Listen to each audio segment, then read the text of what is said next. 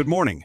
Here are the top stories and headlines from the Monday, August 17th, 2026 edition of the Daily Umbrella. Des Moines police are investigating a shots-fired incident in downtown Des Moines, and 3 handguns have been recovered. Police say officers were patrolling the Court Avenue Entertainment District around 2 a.m. Sunday when they heard gunfire near 4th Street and Court Avenue. The investigation remains ongoing. More than 120 people were safely evacuated after a hotel partially collapsed in Burlington on Saturday. The incident occurred at the Comfort Suites after the fire department was dispatched following an early morning fire alarm. No additional details were provided in the report. At the Iowa State Fair, organizers have announced a replacement act for Colt Ford. Emerging country rock artist Sterling Elza will fill in for Ford, who canceled his performance after suffering a broken shoulder in a bus crash last week. The Iowa State Fair is also providing plenty of opportunities for political candidates to connect with voters. U.S. Reps Zach Nunn and Ashley Hinson joined Senator Chuck Grassley to discuss Iowa businesses, manufacturing, and trade.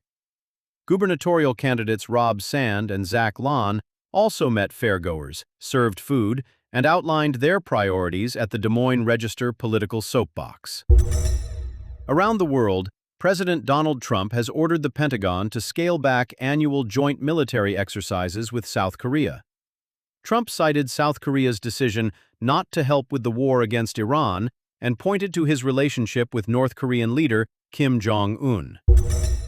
In Hawaii, Tropical Storm Lala weakened Sunday after bringing heavy rain and strong winds to the islands without making landfall. Officials said the storm's winds and rain were strong enough to sweep around 100 homes off their foundations on the Big Island. Here are a few Iowa business and development headlines. Des Moines Public Schools will provide free breakfast and lunch to every student during the 2026-27 school year through the USDA's Community Eligibility Provision. The district has participated in the program for several years, covering more than 30,000 students regardless of household income. The Des Moines City Council has approved preliminary terms for a $48 million conversion of the former Wells Fargo Tower at 206 8th Street into a 157-room Marriott Le Méridien hotel. Waukees Planning and Zoning Commission approved a site plan for a 182,000-square-foot Walmart supercenter at 1165 East Hickman Road, east of Hy-Vee. The City of Des Moines and Icon Water Trails received $2 million in federal funding for improvements at Birdland Park and Prospect Park. Today's weather calls for abundant sunshine, with a high of 82 and a low of 67. The rain chance is 0%. Tuesday brings a 40% chance of scattered thunderstorms, with a high of 85. Wednesday also has a chance of scattered thunderstorms, with a high of 80.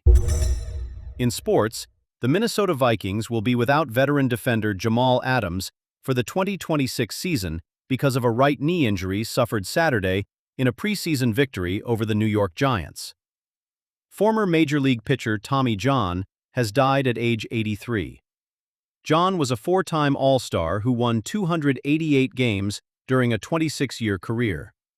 He became best known for the elbow surgery that bears his name after undergoing the procedure in 1974. And Caitlin Clark and the Indiana Fever defeated the Atlanta Dream 95-91 in overtime Sunday. The teams entered the game separated by just a half game in the playoff standings, with 10 games remaining in the regular season. Finally, today's morning chuckle is a riddle.